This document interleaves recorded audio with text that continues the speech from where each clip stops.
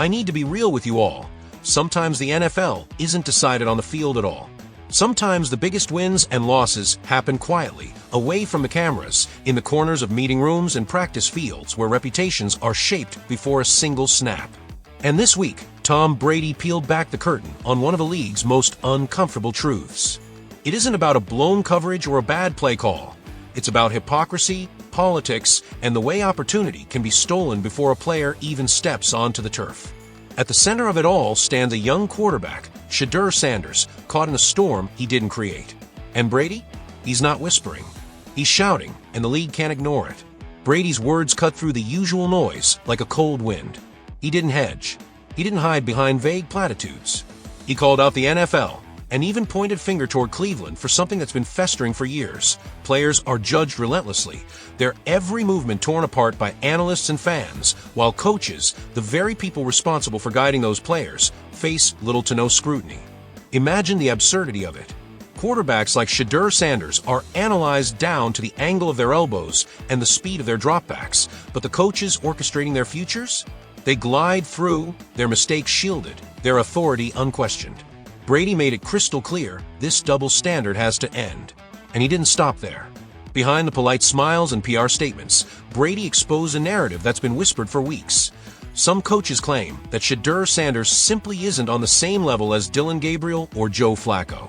But instead of accepting that, Brady flipped the script. He asked the questions those coaches hoped nobody would ask. Did you give Shedeur the first team reps he needed to find his rhythm? Did you bring him into the huddle with the starters, let him build timing, let him feel the speed of the game with the players he'd actually be throwing to? Did you walk him through the reads, the adjustments, the little details that make or break a quarterback? His challenge was blunt. If the answer is no, then you don't get to judge his performance. Then Brady aimed at something even bigger than Shedeur's situation. He challenged the myth of the infallible coach. With a tone that mixed disbelief and disappointment, he reminded everyone that NFL coaches aren't corporate masterminds running billion-dollar empires. They're not flawless tacticians immune to mistakes. A lot of times they're just football coaches, he said, echoing Bill Parcells' old line about PE teachers getting elevated. It wasn't meant as disrespect, it was a reality check. Too often, these same coaches who hold players' careers in their hands are treated as untouchable, even when their decisions sabotage the very talent they're supposed to cultivate. Look closely at what's happened with Shedeur Sanders. One coach insists to the media that they're developing him, while another avoids giving any clear answer. But in the shadows, no meaningful reps are happening. No first-team snaps. No chance to gel with the starters.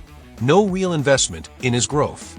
Then, when things don't look perfect, the whispers start. Maybe he's not ready. Maybe he's not that guy. How could anyone succeed when the system seems designed to ensure he doesn't? Expecting greatness without offering support isn't coaching. It's sabotage dressed as evaluation. And Brady isn't the only one sounding the alarm.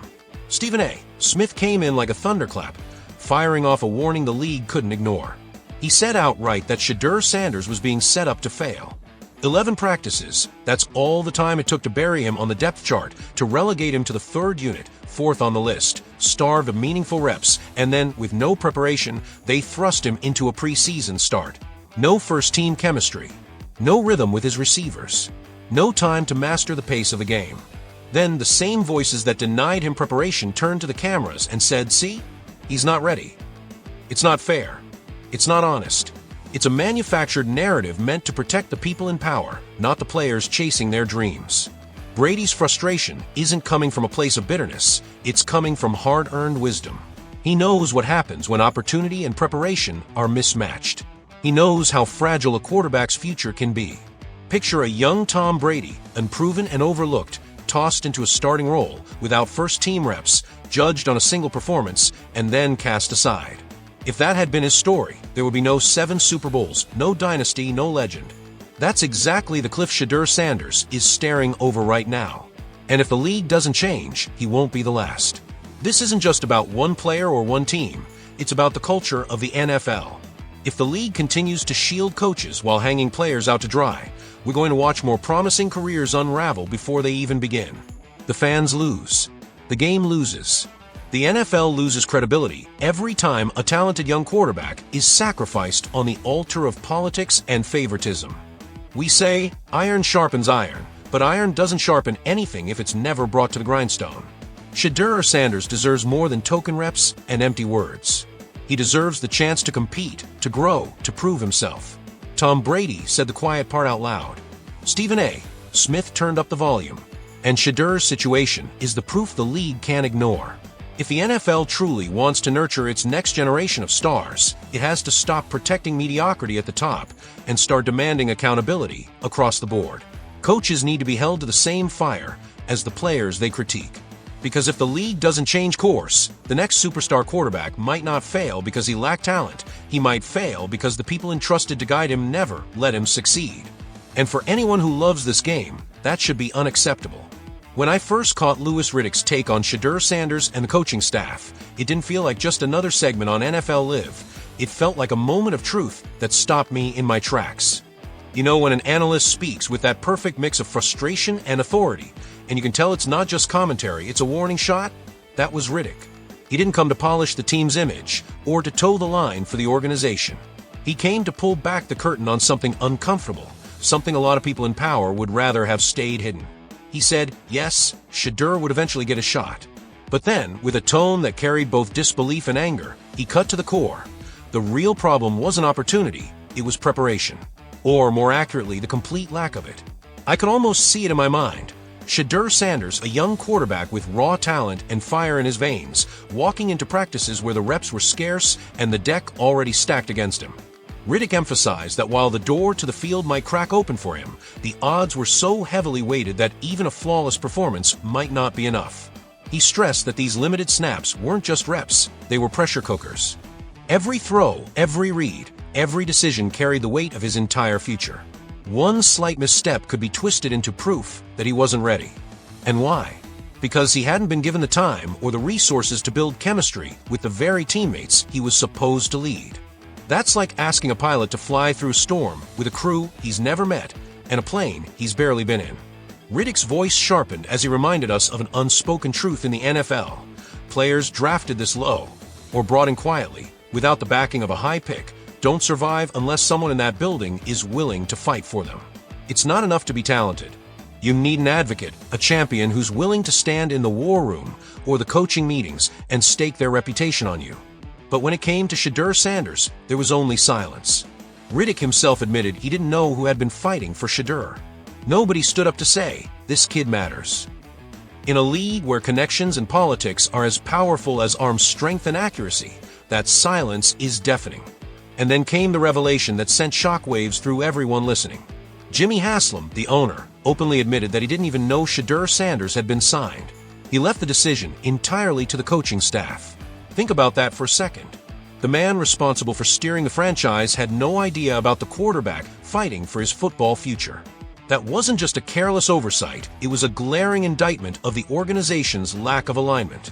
It screamed of a system where communication breaks down, where a young player can be brought in, set up to fail, and discarded before leadership even notices. Stephen A. Smith wasn't about to let that slip by unnoticed. His response was fire, the kind of passionate takedown that makes you sit forward in your chair. He called Haslam's comments for what they were, evidence of something deeper and darker. This wasn't just a casual Friday remark Haslam made while driving home. This was a reflection of power plays behind the scenes, politics shaping the roster, influence deciding futures. Stevens said it bluntly, they were not going to let it happen. And honestly, when you look at Haslam's own words, it's hard to disagree. It was a confirmation of what so many of us already suspected. There were people in power who never intended to give Shedeur Sanders a fair chance. And here's where it becomes more than a story about a quarterback and a preseason depth chart. This is about the system itself, the culture, the hierarchy, the quiet decisions that can derail a promising career long before it ever has a chance to take off. You could feel the ripple of unease through the fan base.